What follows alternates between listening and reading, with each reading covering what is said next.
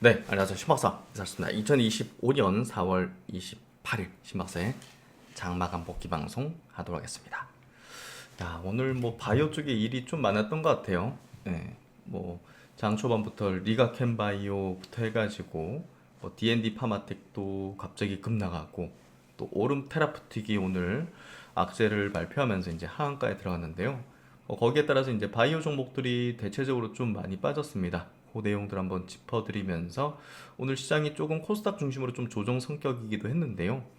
뭐 그럼에도 불구하고 시장은 뭐 안정된 기조 흐름들을 띠고 있으니까 요 내용들 한번 자세히 들어가 보죠. 코스피 오늘 0.1% 상승했고 코스닥은 1.4%, 코스닥이 좀 빠졌어요. 거래대금이 큰 건 아니었습니다. 그래서 특정 종목들이 좀 빠졌고 시총 상위주가 좀 빠졌다라고 이해할 수 있는 어떤 부분인데요. 오늘 보시면 코스닥 쪽에서 알테오젠이 3% 하락했고 시총이 이제 20조짜리가 이제 3% 하락했고 이런 영향을 받은 거죠. 리가캔바이오 5%, 코롱티슈진 7%, ABL 바이오 5%, 보로노이 12%. 네, 그래서 바이오주들 중심으로 좀 많이 빠졌고요. 어, 이제 바이오주들 이제 같이 빠질 때 우리가 이제 좀 기회로 볼 수 있는 것들을 잘 추리는 게 필요하겠죠. 그래서 바이오주들 중심으로 좀 빠졌지만 뭐 그럼에도 불구하고 이제 뭐 뷰티, 화장품, 엔터 뭐 이런 쪽 그리고 바이오 쪽에서도 D&D 파마텍은 좀 빠지긴 했지만 인벤티지 랩이라든지 패트론처럼 다른 어떤 비만 치료제 관련된 기업들은 강세 기조를 보여줬습니다. 네, 그래서 차별화된 어떤 움직임이고요. 하루 이틀 상간의 어떤 흐름은 뭐 크게 제가 볼 때는 추세적인 어떤 흐름보다는 오늘 좀 센티상 신약주들의 좀 악재가 터지면서 그런 어떤 우려감 연결된 어떤 센티가 작용된 약세를 좀 보였다. 이 정도로 좀 이해를 하면 될 것 같습니다. 코스피 쪽은 플러스인데요. 코스피 상위 종목들은 대체적으로 오늘 좀 플러스권을 좀 보여주는 그런 흐름으로 뭐 큰 변동은 아니라서 오늘 뭐 종목별 흐름이 좀 중요한 그런 모습을 띄워줬던 것 같습니다. 아시아권 증시도 오늘 니케이 증시, 대만 증시도 플러스 내면서 나쁘지 않은 장세였고 수급 적으로도 큰 변동사항은 없었던 흐름입니다. 오늘 바이오 쪽에 큰 이슈니까요. 오름 테라피틱부터 먼저 짚어볼게요. 이게 상장하고 나서 주력 파이프라인을 자진 철회했어요. 이게 이제 야 이게 무슨 일이냐라는 생각이 들 정도로 좀 큰 악재였기 때문에 이 부분을 좀 짚어드릴게요. 일단은 그 하한가에 마감됐습니다. 오늘 이슈는 작지 않은 악재라고 생각이 되는데요. 그럼에도 불구하고 이제 중장기적으로 볼 때 뭐 이 종목이 그냥 뭐 브릿지 이제 바이오 테라피틱스처럼 이제 끝난 거냐? 네, 뭐 그 종목은 살짝 끝난 거니까 뭐 그런 개념까지는 아닙니다. 이게 이제 취사 선택을 한 부분이다라고 보시면 될 것 같은데 미국 임상 중단 오름 테라푸틱 이게 TPD 쪽에서 세계 최초로 이제 임상을 진입한 기업이죠. BMS라든지 버텍스가 이제 기술을 사간 아주 이제 유망한 그런 기술을 갖고 있는 기업입니다. 혈액암 선택과 집중이다라는 이제 기사 내용이 이제 오늘 15시 16분에 나온 기사예요. 회사 측이 좀 공식적인 거를 내놓으면 좋을 것 같은데 인터뷰한 내용이 이제 나왔기 때문에 이 내용을 한번 체크 드릴게요. 헐투 표적 유방암 치료제 후보 물질 ORM 5029 미국 임상 일상 중단.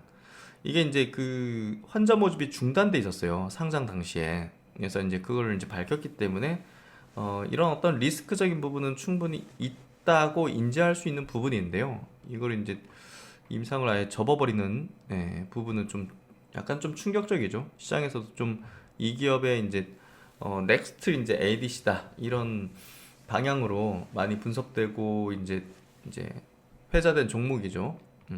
일단 임상 과정에서 중대한 이상 반응 SAE라고 불리죠. 그래서 발생한 중대 이상 반응이 이제 ORM 5029 물질에 한정된 것이다라고 얘기를 하고 있습니다. 그러니까 이제 시장에서 우려하는 부분은 뭐냐면요. 플랫폼에 문제가 있으면 이 기업은 기업 가치가 무너지는 거잖아요. 그게 이제 우려감으로 오늘 하한가에 좀 진입한 걸로 생각이 되고요. 이날 오름 테라피틱은 임상일상 자진 중단하기로 결정을 했다. 오름 테라푸틱의 분해제 항체 접합제 DAC 기술을 활용한 헐투 양성 유방암 치료제 후보 물질. DAC는 표적 단백질 분해 기술을 활용한 TPD 항체 약물 접합제를 접목한 기술이다. ORM5029는 임상에 진입한 유일한 오름 테라푸틱의 파이프라인인데 이거를 접어버린 거죠. 일단은 임상 일상을 진행하고 있었는데 지난해 11월 한 명의 참여자에게 중대한 이제 부작용, 문제가 발생한 거죠. 그래서 어쨌든 이제 그 환자 모집을 중단하면서 이 어떤 문제인지를 임상적인 안정성이라든지 약물 동태학 PK, 양력항 PD 자료에 대한 종합적인 평가 결과를 바탕으로 해당 프로그램의 개발을 중단하기로 결정했다. 이게 시간이 많이 딜레이 지체되거든요. 그래서 이제 자금 효율적인 부분들 또 이제 이걸 통해서 나중에 어떤 수익을 취하는 어떤 수준 이런 것들을 전반적으로 고려를 한 것 같아요. 예. 환자 안전을 최우선으로 고려하고 명확한 위험 이익 프로파일을 갖춘 치료제를 개발하려는 회사의 의지를 반영해서 중단하기로 결정을 했다. 이 물질에 한정된 것이다 라고 하고 있는데요. 회사 기술이나 플랫폼 자체에 문제가 있는 건 아니다 라고 입장을 내놓고 있다는 얘기예요. 차세대 파이프라인의 자원을 선택과 집중하기 위한 전략적인 판단이 포함되어 있다라고 하는 부분이에요. 전략적 판단 하에서 요거는 좀 접자. 다른 걸로 좀 집중해 나가자. 뭐 돈이 없는 상태는 아닌데 어쨌든 임상을 진행할 수도 있겠지만 헐트 쪽의 시장 경쟁이 워낙 치열한 데다가 높은 ROI, 이제 수익률을 보장할 수 없다는 판단을 하면 빨리 결단을 내리고 접어야 된다는데 그런 결정을 내렸다는 거죠. 이어 그는 ORM 5029 임상 과정에서 발견된 부작용이 다른 프로젝트에서는 발생하지 않았고 당사 DAC 플랫폼을 적용한 다른 파이프라인 임상은 순차적으로 속도에 맞게 진행되고 있다. 이제 BMS의 기술출한 급성 골수성 백혈병 신약 후보 물질은 임상 승인 사이트가 최근 하나 더 늘었다고 이제 강조하고 있습니다. 그러니까 이제 기술과 플랫폼에 대한 문제는 없다. 이렇게 이제 항변을 하고 있는 부분이고요. 사실 이제 두 개 글로벌 제약사에 기술 이전한 게 사실 좀 역대급이라 가지고 그들이 사실 어떤 액션을 취할지가 좀 궁금하긴 합니다. 이번 사안에 대해서 어쨌든 이제 향후 오름 테라푸틱은 이제 어디에 좀 영향을 집중할 것이냐. 혈액암 치료제 후보 물질 ORM 1153에 영향을 결집할 계획이다라고 하고 있습니다. 조금 제가 볼 때는요, 이 혈액암 쪽은 사실 그 카티 치료제가 좀 있죠. 꿈양암제. 그런 부분에서 고형암 쪽에 뭔가 성과들이 나오는 게 기대 가치를 높이는 데는 좀 중요할 것 같은데 이렇게 좀 방향을 잡았네요. 어쨌든 요거는 좀 기약이 없습니다. 주가적인 측면에서는 조금 리스크를 좀 회피해버리는 부분이 필요할 수 있어요. 그래서 기다림이 좀 많이 필요할 것 같고 이번 바이오 장세 자체가 형성이 되고 있잖아요. 상승 추세의 어떤 형성을 하고 있기 때문에 여기에 이제 매달리는 건 제가 볼 때는 효율적이지 않을 것 같고요. 이번 사태로 이제 다른 바이오주들까지 센트 이상 안 좋아서 많이 빠졌습니다. 오늘 빠진 종목들 많이 있는데요. 그런 것들 비춰볼 때 오름 테라푸틱은 이번 바이오 장세에서 소외될 가능성이 높다. 이렇게 좀 해석을 하는 게 필요할 것 같고요. 반면에 이제 인벤티지랩 같은 종목들은 지금 이제 우상향 기조, 기대 가치를 비만 쪽은 굉장히 크게 받아내고 있습니다. 이런 것들이 시장에서 좀 주목도가 높아질 것 같고요. 펩토론 같은 기업도 마찬가지로 상승 추세의 어떤 흐름들을 이어가는 모습들을 보여주고 있습니다. 오늘 오히려 그 삼성바이오라든지 셀트리온 또 이제 SD팜 그리고 SK바이오팜 같은 또 실적 기반으로 상승하는 움직이는 바이오주들은 오히려 이제 좋은 어떤 흐름들을 보여줬죠.